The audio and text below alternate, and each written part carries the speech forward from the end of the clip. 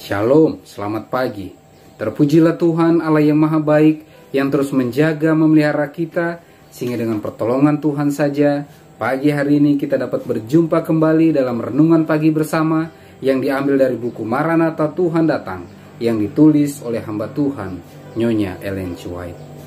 Sebelum kita merenungkan firman Tuhan, mari kita berdoa.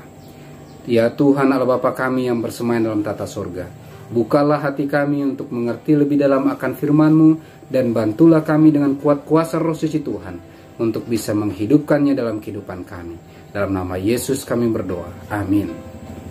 Pekabaran firman Tuhan pada pagi hari ini berjudul Di Bawah Ancaman Kematian. Ayat intinya diambil dari Ester 4 ayat yang ke-14. Sebab sekalipun engkau pada saat ini berdiam diri saja, bagi orang Yahudi akan timbul juga pertolongan dan kelepasan dari pihak lain, dan engkau dengan keluargamu akan binasa. Siapa tahu, mungkin justru untuk saat seperti ini engkau beroleh kedudukan sebagai ratu. Keterangannya, peristiwa-peristiwa ajaib segera akan terbentang di muka dunia. Kesudahan segala perkara sudah dekat. Masa kesukaan segera akan berlaku pada umat Tuhan. Maka perintah itu akan dikeluarkan yang melarang mereka yang memelihara hari Sabat Tuhan untuk menjual atau membeli, dan mengancam mereka dengan hukuman, dan bahkan sampai kepada kematian jikalau mereka tidak mau memelihara hari pertama dalam minggu sebagai hari Sabat. Perintah yang akan dikeluarkan untuk melawan umat Tuhan sangat mirip dengan yang dikeluarkan Ahasuerus terhadap orang Yahudi pada zaman Ester. Setanlah yang menghasut sehingga ada rencana kotor untuk membersihkan bumi dari mereka yang menyimpan pengetahuan akan Tuhan yang benar. Tetapi rencananya dikalahkan oleh kuasa penolak yang memerintah di antara anak-anak manusia. Dunia Protestan sekarang melihat kelompok kecil yang memelihara hari Sabat seperti Mordekai di pintu gerbang. Tabiat dan tingkah lakunya menyatakan penghormatan kepada hukum Tuhan yang merupakan suatu teguran tetap kepada mereka yang tidak takut akan Tuhan dan yang sedang menginjak-injak Sabatnya.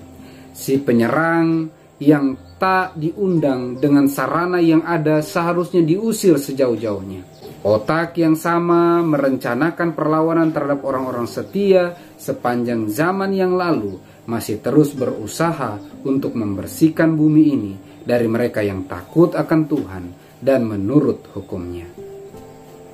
Setan akan membangkitkan amarah terhadap kelompok kecil yang sungguh-sungguh tidak mau menerima adat kebiasaan dan tradisi-tradisi populer. Manusia yang mempunyai kedudukan dan nama baik akan bersatu dengan yang tidak mengindahkan hukum dan keji, lalu bersepakat melawan umat Tuhan. Dengan tidak memakai demikianlah kata kitab suci untuk melawan para pendukung hari Sabat Alkitab, mereka akan berusaha mengadakan tindakan penindasan untuk memenuhi kekurangan. Pada medan pertempuran ini timbullah peperangan besar yang terakhir antara kebenaran dan kesalahan. Dan kita tidak dibiarkan terombang-ambing dalam keadaan begini. Kini sama seperti pada zaman Mordekai, Tuhan akan mempertahankan kebenarannya dan umatnya. Di bawah ancaman kematian. Pekabaran firman Tuhan pada pagi hari ini sangat jelas mengatakan, sebagaimana zaman Mordekai, zaman Ratu Ester, ketika umat-umat Tuhan yang setia menuruti hukum Tuhan akan dipandang sebelah mata, akan dipandang kelompok kecil ini terlalu berani menentang arus, maka umat-umat Tuhan pada akhir zaman akan mengalami hal yang sama. Umat-umat Tuhan yang setia kepada pemeliharaan hari Sabat, hukum keempat, hari ketujuh itu akan dipandang sebagai kelompok yang harus dibinasakan. Maka setan dan agen-agennya, otak dari peristiwa-peristiwa yang dialami oleh Mordekai dan Ratu Ester, akan melakukan hal yang sama bagi umat-umat Tuhan di akhir zaman. Tetapi janji kebenaran firman Tuhan pada pagi hari ini sangat jelas mengatakan, walau apapun yang setan dan agen-agennya lakukan walau apapun ancaman yang sedang dialami oleh umat-umat Tuhan. Janji kebenaran firman Tuhan pada pagi hari ini mengatakan, Tuhan akan mempertahankan kebenarannya dan umatnya. Sebagai umat-umat Tuhan, mari terus percaya dan berharap kepada Tuhan.